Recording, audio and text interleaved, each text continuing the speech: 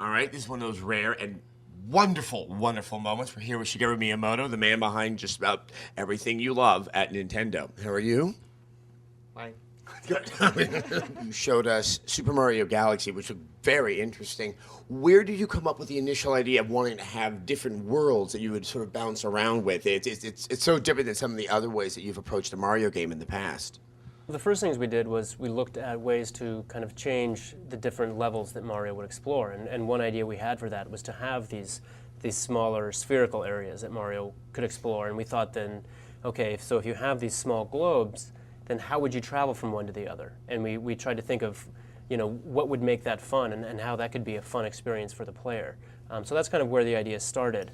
And then, working with that, we said, well, then if each spherical planet has its own gravitational field and pulls you from one to the other, that could be a very different experience from what we've seen with the Mario games up until now. We kind of felt that maybe people had gotten a little bit tired of the way that the Mario games have always progressed in terms of always moving in one direction or always going kind of in the same way.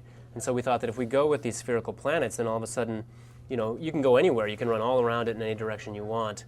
And then the gravity really plays into it in a way that makes it very fun and interesting. And so this whole idea fit really well with this galaxy idea, and that those kind of blended together to create and kind of spur some more ideas in terms of how we flesh out this game.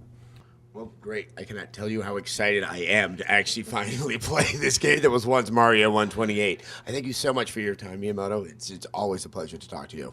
Thank you very much.